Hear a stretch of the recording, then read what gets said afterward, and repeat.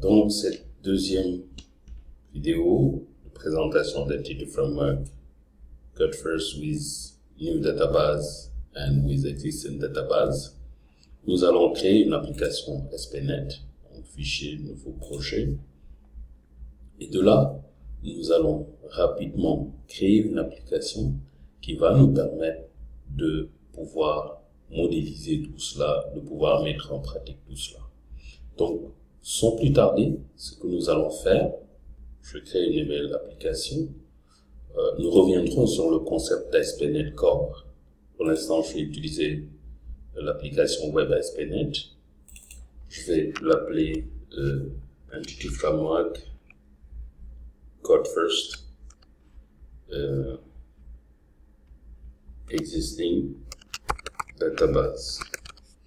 Très bien. Pour cela, nous allons utiliser une application MVC. Ok. Donc, on va essayer de mettre aussi l'authentification. Très bien. Et après tout cela, qu'est-ce qu'on va faire? On appuie sur le bouton OK pour générer l'application. Voilà, l'application est créée. Donc, avant de démarrer, je vais un peu rendre propre quelques éléments. Si vous êtes développeur et vous avez l'habitude d'utiliser ASP.NET MVC, vous comprendrez. Alors, ce que Microsoft a fait dans Identity Model, il y a deux éléments très importants qui sont factorisés dans un fichier. C'est Application DB Context et Application User. Application User utilise ASP.NET Identity et DB Context est l'interface pour pouvoir générer la base de données. Donc, ce que je vais faire, je vais double-cliquer et séparer ces éléments-là. Donc, pour cela, j'utilise Reshaper. Je double-clique et je lui dis, je clique sur le marteau, je lui dis Move to Application DB Context. Et vous allez voir qu'il va créer une classe ici qui va porter le même nom que Application DB Context. Autre chose aussi que j'ai l'habitude de faire, la classe s'appelle Identity Model et ici le nom de la classe est Application User. Donc j'aimerais que Identity Model puisse changer et avoir le nom de la classe. Pour cela, j'utilise toujours Reshaper, je double-clique et je dis Rename File to Match Type Name. Et vous allez voir que Identity Model va devenir Application User. Pour l'instant, je n'ai besoin que de cela. Je vais faire un build pour voir si tout se passe bien. Donc, je fais un clic droit et je vais appuyer sur Générer et je vais voir si j'ai un message d'erreur. Éventuellement, corriger si j'ai oublié quelque chose. Ça m'étonnerait qu'il puisse avoir des erreurs. Donc, nous allons essayer de voir. Ici, vous voyez début de la génération. Même chose. Voilà. Génération. 1 a réussi, 0 a échoué, 0 mise à jour. Très bien. Donc, puisque nous avons déjà un contexte, moi, ce que je voudrais faire, c'est directement, j'ai déjà préparé une base de données avec DB Work Student, donc avec l'ID de l'étudiant, first name, last name, address et email. Donc, nous allons faire du code first en utilisant une base de données existante. Donc, qu'est-ce que je vais faire? Je vais créer un répertoire. Le répertoire, je vais l'appeler DB Context ou Data Access Layer. Donc, Data Access Layer, c'est la couche d'accès aux données. Donc, je vais mettre ça dans un répertoire spécifique qui va me permettre rapidement de pouvoir gérer ma migration. Donc, je mets DAL comme Data Access Layer. Je fais clic droit, ajouter nouvel élément. Donc, dans nouvel élément, il y a une fenêtre qui va s'afficher. Je viens dans Data, donc données, Entity Framework. Je vais l'appeler Application Model. Ok, nous avons déjà Application DB Context ici. On va l'appeler Application Model. Et il va me demander maintenant d'aller me connecter à ma base de données. Maintenant, avant cela, je dois choisir le framework que je vais utiliser. Ici, il me dit Entity Framework Designer à partir de la base de données. Non. Modèle vide Designer, je ne veux pas de ça. Modèle vide Course First, je ne veux pas de ça. Ici, il me dit Code First à partir d'une base de données. Je dis oui. Et il me demande maintenant d'aller me connecter à ma base de données. Pour cela, je lui dis, je veux une nouvelle connexion. Alors, si je lui dis que je veux une nouvelle connexion, il va aller m'ouvrir la fenêtre assistant nouvelle connexion. Donc, je vais rapidement prendre la chaîne de connexion. Alors, la chaîne de connexion, c'est LocalDB, MSSQL LocalDB. Ok. Voilà. Donc, il me dit nom du serveur, je le colle. Et quelle est la base de données? Je pense que je l'ai appelée. Donc ici, il va rapidement m'afficher l'ensemble des bases de données qui existent. À la téléchargement des noms de bases de données en cours. Il va d'abord vérifier est-ce que le serveur existe. Si oui, il m'affiche mes bases de données. Donc, Working with Entity Framework, il est là, je teste. Il dit oui, test de connexion réussi et je lui dis OK. Là, vous allez voir qu'il va générer ma chaîne de connexion. Il va mettre à jour web.config. Donc, je lui dis Application Model. Il dit oui, suivant. Alors, il va me dire, écoute, qu'est-ce que tu veux aller récupérer? Je lui dis, bon, table. Si j'avais des vues, je le récupère. Et quelle table? Il me dit, student. Je lui dis, mettre la pluralization. Je dis, OK. Bien bon, je vais prendre les mêmes noms de table. Je reviendrai sur le concept de pluralization ou singularisation. Là, maintenant, c'est terminé. Il va me générer la base de données et il me montre tous les éléments. Donc, vous voyez ici, il a créé Application Model, ok, sur la base d'une chaîne de connexion qui s'appelle Application Model. Et Application Model n'a qu'une seule entité, c'est l'entity Student. Nous allons vérifier cela. On va donc dans Data Access Layer. Ici, vous voyez, il y a Application Model qui hérite de DB Context, donc c'est notre contexte, et Student. Donc, regardez bien. Ici, nous avons Student avec l'ID, ok. Ensuite, public string, first name, last name, address, email. Effectivement, c'est ce que nous avons ici. Nous avons ici ID, first name, last name, address, email. Très bien. On va continuer. Ce que nous allons faire, nous allons rapidement créer un contrôleur pour voir si effectivement la prise en compte des éléments a été faite. Donc, je mets un nouveau contrôleur. Donc, avant cela, je vais faire un build pour voir s'il n'y a pas d'erreur. Générer. Voir si la génération n'a pas produit d'erreur. Si la génération n'a pas produit d'erreur, c'est bien. Donc, dans ce cas, je peux continuer.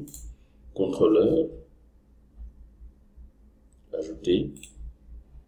Donc, je dis un contrôleur utilisant un Entity Framework. Il va me demander la classe. La classe, c'est Student. OK. Et mon contexte, il faut bien l'identifier. Ce n'est pas Application DB Context, c'est Application Model que j'ai déjà choisi. Il me dit utiliser les actions asynchrones du contrôleur. Oui, ça me permet d'aller vite. Là, il va me générer mon contrôleur. Voilà, le contrôleur a été généré. Le contrôleur s'appelle Students Controller. Donc, je vais faire un CTRL-SHIFT-B pour faire un build, pour voir si tout va bien. Et ensuite, je vais exécuter l'application. Naviguer avec. Je vais prendre le navigateur par défaut. Donc, je vais utiliser Microsoft Edge. Il va démarrer. Voilà, l'application a démarré. Et si vous vous souvenez des vidéos précédentes, on a vu le concept de contrôleur, view et modèle. Donc, le modèle MVC. Donc, nous avons un contrôleur qui s'appelle Students. Quand je tape students directement dans l'URL. Voilà, ici, j'ai un formulaire avec l'ID est caché, first name, last name, address et email. Donc, nous allons vérifier est-ce que la base de données est vide. Je fais clic droit, je fais select et je vais voir si effectivement il y a quelque chose dans ma base de données. Effectivement, il n'y a rien. Donc, je vais essayer de créer un élément dans ma vue.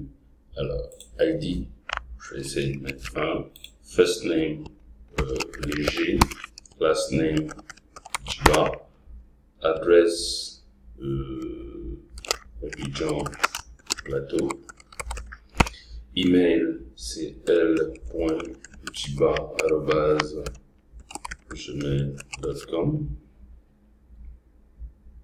Je vais utiliser Jiba, ok, et je mets create. Excellent, regardez, ça a été créé. Mais on va vérifier dans la base de données. Est-ce que c'est créé? Je n'ai rien vu. Je vais rafraîchir, donc réexécuter cette requête. Effectivement, ça a été fait. Alors, je vais essayer de voir si exécuter une requête. Je dis insert into student. Ok, values. Alors l'ID, on va dire 2. Le first name, Jean. Le last name, Linus. Ok, et adresse, je vais dire Abidjan, Riviera. Okay. Et email, je vais lui dire j.linux@gmail.com et je lui dis go. Je vais voir si l'insertion va se faire. Effectivement, l'insertion a été faite. Nous allons retourner dans notre formulaire actualisé. L'actualisation a été faite. Très bien. Je vais essayer de modifier, donc je vais edit, donc je vais mettre adresse, je vais mettre adresse Abidjan Plateau, rue VDT, je mets save, voilà ici c'est bon. Je vais essayer d'aller dans la base, oups, sorry, parce que simplement j'avais déjà exécuté le insert, donc j'exécute. Voilà, l'exécution a été, la modification a été prise en compte. Mais c'est pas ça qui est intéressant. Ce qui est intéressant dans Code First with Existing Database, c'est que si je veux modifier la base de données, je veux rajouter par exemple ici date de naissance. Au lieu de rajouter date de naissance ici et de régénérer le modèle, ce que je vais faire, je vais revenir dans mon code. Ok, et je vais activer ce qu'on appelle la migration. Ok, donc pour cela, je viens dans console package, je fais enable migrations. Donc enable migration me permet maintenant de dire voilà, la base de données, excusez, alors je vais parce qu'il y a plusieurs, alors cette erreur c'est parce qu'il y a plusieurs contextes, donc je vais lui dire enable migration moins context type name et le nom de mon contexte c'est application model. Voilà. Là maintenant, il va s'exécuter sans problème. Il va créer enable the migration en utilisant le contexte que je lui ai passé en paramètre. Donc je travaille avec deux contextes. Très bien. Donc ici, il me dit automatic migration enables. Je lui dis true. Ok. Voilà. Et est-ce que je veux créer un site? Pour l'instant, je n'en ai pas. Donc, tous ces concepts sont déjà expliqués dans la vidéo précédente. Après, maintenant, ce que je vais faire un add migration. Ici, il n'y a pas S. Je vais l'appeler initial migration, vous pouvez l'appeler comme vous voulez. Donc, initial migration. Qu'est-ce que j'ai dans initial migration? J'ai absolument rien, parce que simplement, ma base de données a été importée. Voilà, là, il essaie de créer ma base de données, student, ok. Alors que, il existe, si vous voyez bien, quand je vais faire update, database, ok, il va me dire, il va tenter de créer DBO student, alors que DBO student existe déjà. Ok, il existe déjà. Ce que je vais faire, c'est de commenter cette ligne, idem aussi de commenter cette ligne. Ok, et je vais exécuter ma migration des databases pour que mon modèle que j'utilise dans mon application puisse coïncider avec la base de données. Aujourd'hui, ça coïncide. Donc, qu'est-ce que je vais faire? Je vais rajouter simplement ici, dans Data Access Line, je dis un étudiant appartient à une filière ou bien une matière. Ok, un étudiant suit plusieurs matières. Une matière peut être suivie par plusieurs étudiants. Ou bien je vais rajouter simplement ici, je vais rajouter date de naissance, donc qui doit être obligatoire. Dans ce cas, je dis prop date time et je dis date de naissance. Ok. Je vais décorer ça en disant ok que c'est required, sorry. Donc je vais dire que c'est required, c'est obligatoire. Ok, et je vais définir le format et je vais lui dire data type. Je lui dis que c'est le type data. Je peux aussi donner le format. Ok, c'est bon. Puisque je l'ai modifié, donc je dois créer une autre migration. Donc il y a une règle qui s'appelle small change, small migration. Si vous faites beaucoup de changements et que vous voulez faire la migration, vous risquez d'avoir des erreurs. Donc la règle c'est quoi? Small change, small migration. Vous faites une petite modification, vous faites la migration. Donc je vais dire add migration, ok, et je vais lui dire rajout data migration. Voilà. Et vous allez voir, je vais modifier ma base de données en n'utilisant pas SQL Server. Ok. Donc voilà. Ce qu'il me dit, il me dit add column dans DBO student, datness de type datetime, nullable égale à false. Cela veut dire que c'est obligatoire. Ok. Donc, qu'est-ce que je vais faire? Je vais lui dire simplement update database. Je vais faire le mode bavard verbose et le mode forcé. Et vous allez voir que rapidement, il va aller modifier ma base de données. Très bien, il va exécuter le site, ça marche, parfait. Je fais un CTRL-SHIFT-B, c'est bon. Je vais aller dans ma base de données et je vais fermer cette table. Je reviens, je mets mode design et vous allez voir, voilà, il est là, la time. Alors, comment je vais faire pour mon formulaire? Vous avez deux choix. Le choix le plus simple, et qui n'est pas très bien pour un développeur si vous avez un gros projet, je vais le faire mais je ne vous le recommande pas, c'est de venir bêtement dans contrôleur, de supprimer student controller, oui, et ensuite de venir dans vue, de supprimer la vue students, oui, ensuite de faire un build, générer l'application, on va voir s'il y a des erreurs, très bien, et maintenant vous venez dans contrôleur et vous régénérez le contrôleur pour qu'il prenne en compte les dernières modifications. Donc, je vais faire students application model students, voilà, et voilà, le contrôleur a été généré, CTRL-SHIFT-B, pour voir s'il y a des erreurs. Il n'y a pas d'erreur, je reviens au niveau de ma page students, j'actualise, Et vous allez voir que quand je vais actualiser, il y aura, voilà, très bien. Tightness est venu par défaut. Donc regardez, je vais créer un nouveau enregistrement et un joli calendrier s'affiche. Ok, voilà, tac. Ok, je lui dis, je vais créer Joël Junior.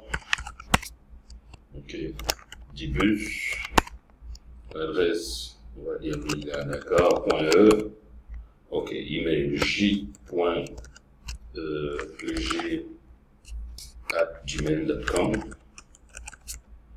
et sa date de naissance. Voilà, on va choisir cette date de naissance et je mets create et voilà la date de naissance est créée. Je reviens ici au niveau de ma table, clic droit, select, voilà, tout est nickel, 2014, etc. etc. Donc voilà un peu ce qu'il fallait dire au niveau de Code First.